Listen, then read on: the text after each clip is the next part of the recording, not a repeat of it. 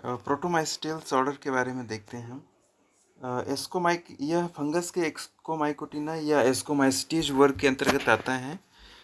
इस ऑर्डर में केवल एक ही फैमिली है, प्रोटोमाइसिटेसी फैमिली, जिसके अंतर्गत ये कई जीनस आते हैं: प्रोटोमाइसिस, प्रोटोमाइकोप्सिस, ब्यूरेनिया, साइटोएल्ला, वोल्कार्सिया और टेफ्रिडियम। तो ये इन जीनस के बारे में आपको पढ़ना है।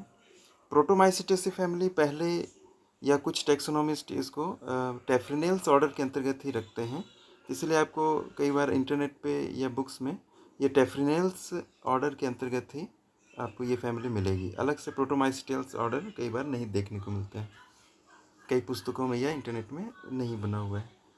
ठीक है, तो इसके अंतर्गत ये एक सिंगल फैमिली है और ये सारे जीनस इसके अंतर्गत आते हैं। इसके बारे में थोड़ा हम देखते हैं। प्रोटोमाइसिस माइक्रोस्पोरस एक स्पीसीज है जो कि गॉल्स लाइक स्ट्रक्चर बनाती है जब ये संक्रमण करता है प्लांट्स में।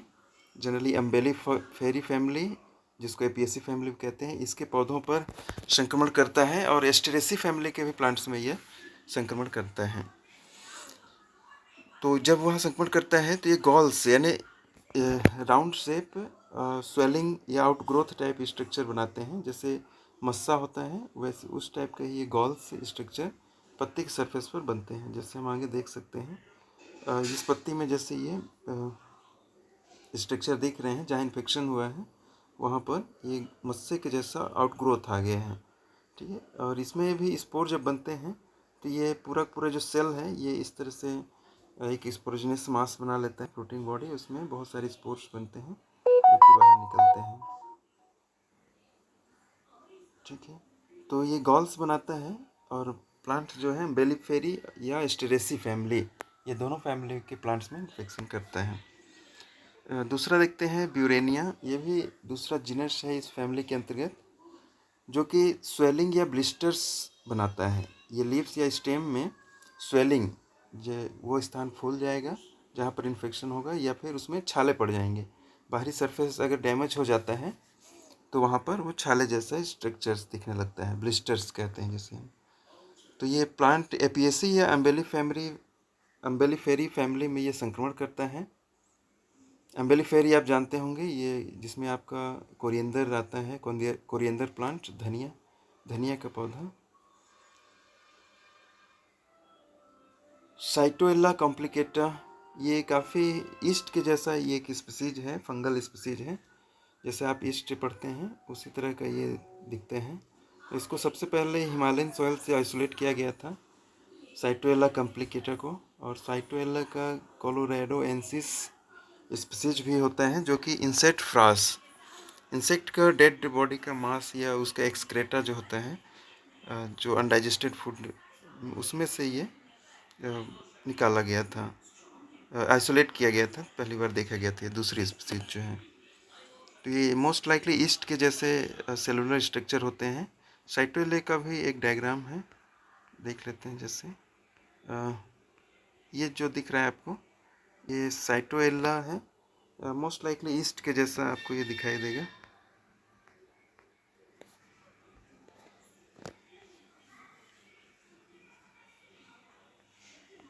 वोल्कार्सिया, ये भी ब्लिस्टर्स लाइक स्वेलिंग बनाते हैं, स्वेलिंग होता है और छाले पड़ जाते हैं, जो कि dark green to yellowish colour के हो सकते हैं। इसी तरीके से टेफ्रिडियम अम्बेलिफेरम, ये भी एक स्पीसीज है इस ऑर्डर के अंतर्गत, जो प्रोटोमाइसिटेसी फैमिली में भी आएगा। और ये पत्तियों के सतह, निचली जो पत्तियाँ होती हैं उसके निचली सतह पे स्पॉट बनाते हैं। जब संक्रमण करते हैं ये प्लांट्स में, तो इस लीव्स की निचली सतह पे स्पॉट ये डेवलप करते हैं। तो ये पहचानने के लक्षण हैं। तो ये कुछ बेसिक इंफॉर्मेशन है प्रोटोमाइसिटेल्स ऑर्डर के बारे में, जो आप शुरुआती तौर पे पढ़ सकते हैं। डिटेल के लिए आप और सर्च करके इसको स्टडी करेंगे। इसका लाइफ साइकिल भी सर्च कर सकते हैं। जैसे ये छाले पड़ गए हैं, ब्लिस्टर्स लाइक स्ट्रक्चर है ये लीफ में बीच बीच में, जैसे यहाँ पर आप देख सकते हैं।